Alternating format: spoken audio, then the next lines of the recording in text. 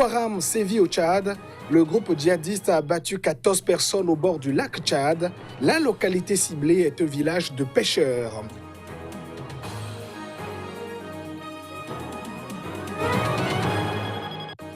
En Haïti, l'électricité demeure un luxe pour les populations. La situation dure depuis plusieurs années, une préoccupation à laquelle compte s'attaquer le gouvernement de Jovenel Moïse. Et puis, la nostalgie des voyageurs par train du Mali. La locomotive qui ralliait Dakar Bamako a sifflé il y a bientôt 2 ans. Des cheminots tentent de se battre pour la reprise du trajet.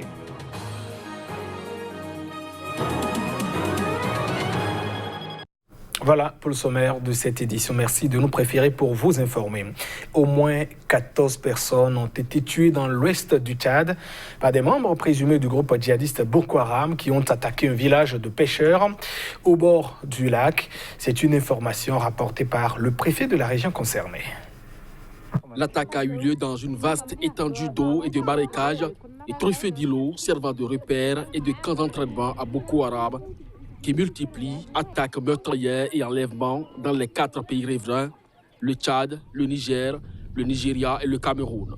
Mardi, des personnes sont venues attaquer des pêcheurs non loin du village de Kaïga. Il y a eu 14 morts, 5 blessés et 13 personnes portées disparues, dont on ne sait pas si elles ont été enlevées par les assaillants, a expliqué au téléphone à l'agence France Presse Imouya Souabébé, le préfet du département de Kaya, où se situe Kaïga. Kaïga est situé à une 60aine de kilomètres de la frontière nigériane. Nous savons que ce sont toujours les éléments de Boko Haram qui écument cette zone. Ils sont donc à l'origine de cette attaque, a ajouté le préfet. Les assaillants sont venus en petits groupes dans un premier temps, avant d'être renforcés pour attaquer les pêcheurs dans une zone appelée zone rouge, difficile d'accès, a-t-il précisé. Des pêcheurs ont été attaqués hier dans une zone rouge où la pêche est interdite, a confirmé à l'AFP le gouverneur de la région du lac, Noki Sharfadine, qui parle, lui, d'au moins 9 morts.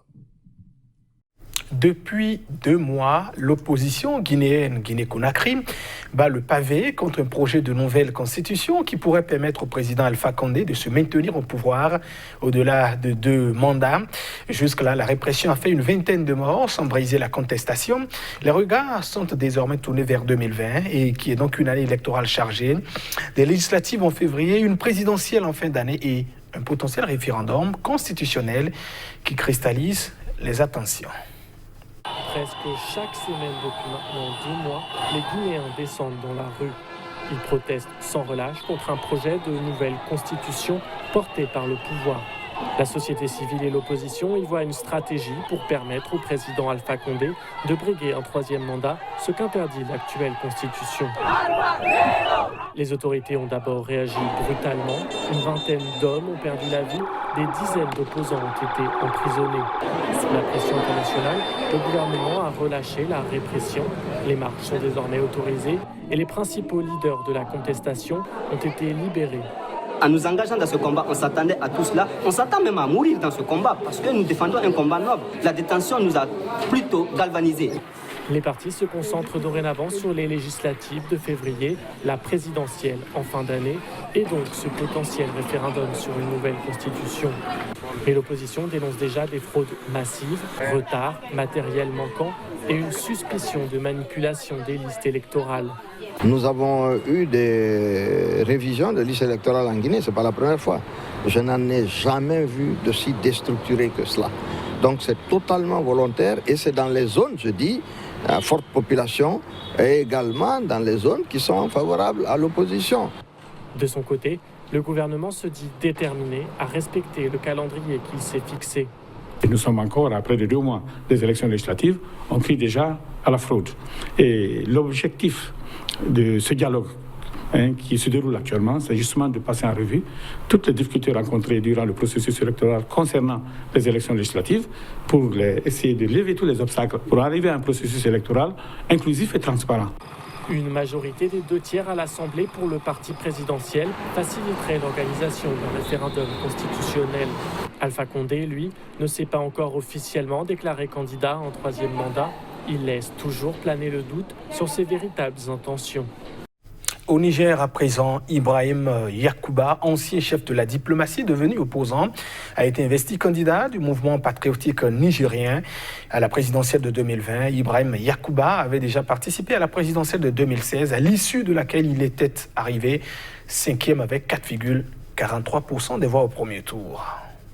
Ibrahim Yakuba a été investi candidat à la présidentielle de 2020 par le mouvement patriotique nigérien qu'il dirige. Ancien chef de la diplomatie du Niger, il avait été limogé en avril 2018 par le chef de l'État. Passé dans l'opposition, il s'est déjà porté candidat contre l'actuel président Mahamadou Issoufou à la présidentielle de 2016. À l'issue de ce scrutin, Ibrahim Yakuba était arrivé 5e avec 4,43% des voix au premier tour avant d'appeler à voter pour le président Issoufou au second tour.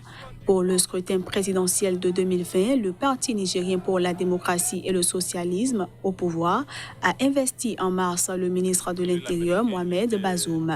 L'opposant Ama Amadou, qui est rentré mi-novembre après 3 ans d'exil, a lui été désigné candidat à la présidentielle par le mouvement démocratique nigérien.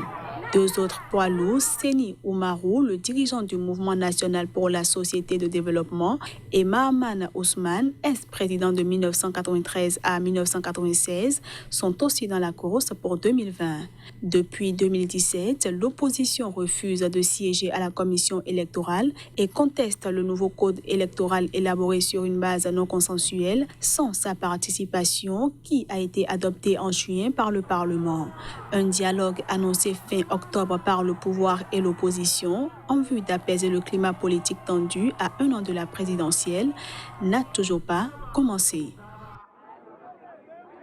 Et pendant qu'on s'apprête donc au Niger, en Algérie, c'est ce jeudi que le président nouveau élu prête donc serment. Abdelmadjid Tebboune entrera officiellement dans ses fonctions. Ce sera au cours d'une cérémonie qui se tiendra donc à Alger, la capitale.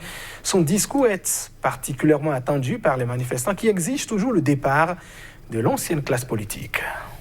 Âgé de 74 ans, Abdelmadjid Tebboune a recueilli 58,13% des voix au premier tour du scrutin selon les résultats définitifs proclamés lundi dernier. La Constitution prévoit que le président de la République prête serment devant le peuple et en présence de toutes les hautes instances de la nation.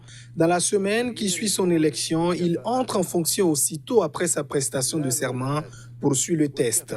Abdelmadjid Tebboune succédera ce jeudi à Abdelaziz Bouteflika, contraint à la démission en avril, après 20 années à la tête de l'État par un mouvement de contestation populaire massif au régime.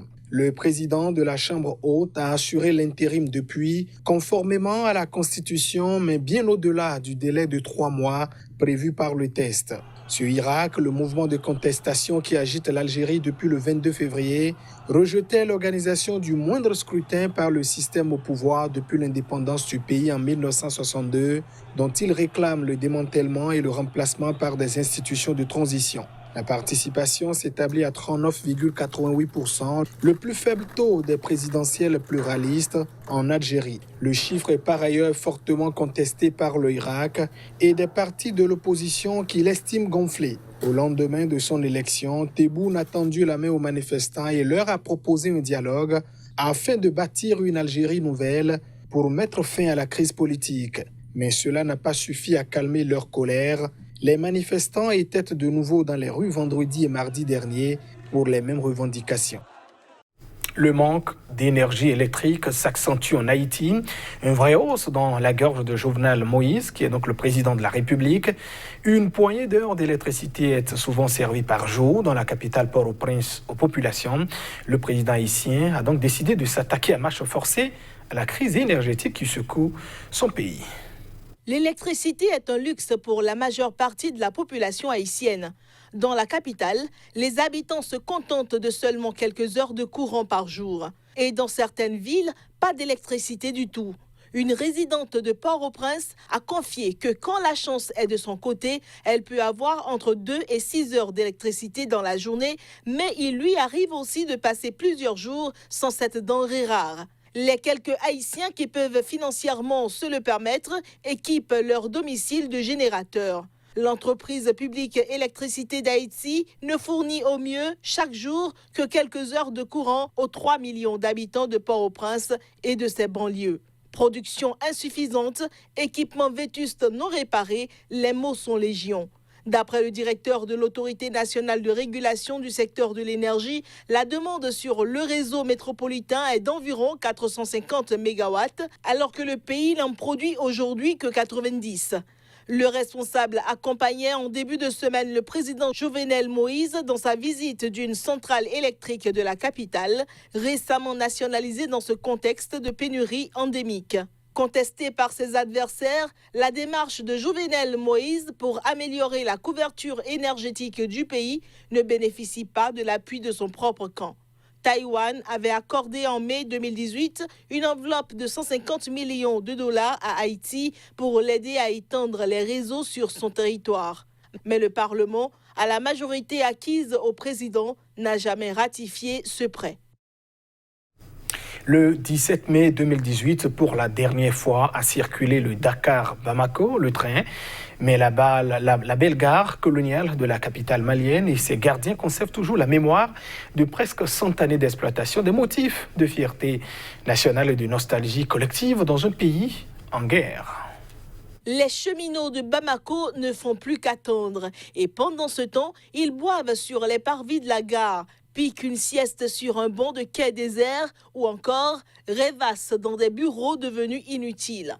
37 et 38 ans que Mahaman Tianta et Moussa Keïta travaillent pour le rail malien, le premier comme inspecteur matériel et le second comme conducteur de locomotive. Pour que le train roule à nouveau, ils pestent comme les 428 cheminots laissés sur le carreau, mais toujours employés de l'entreprise, contre 10 mois sans salaire et passent leur journée à lutter avec leurs syndicats, se demandant ce qui n'a pas marché et se racontant les belles histoires d'entre-temps. Lundi, c'était le départ du train 12. C'était de l'euphorie. C'était des pleurs ici. Et c'était des retrouvailles. Aujourd'hui, c'est quelque chose qui nous manque beaucoup. Les archives rentrent vraiment dans le cadre de la conservation de la mémoire de la nation. La mémoire aussi, vraiment, du chemin de fer. Le chemin de fer, il y a la partie exploitation, il y a la partie économique, mais il y a la partie historique, il y a la partie culturelle aussi. Privatisation en 2003, actionnariat franco-canadien, américain et sénégalais, création d'une société bi-étatique en 2015, rien n'y a fait. Un apport de 10 milliards a été décidé en octobre par le Mali, selon le porte-parole du gouvernement, Yaya Sangaré. Il faut que le train siffle à nouveau, avait-il dit. Mesdames, Messieurs, c'est la fin de cette édition. Merci de l'avoir suivi. Restez fidèles au programme de votre télévision CK TV. Au revoir.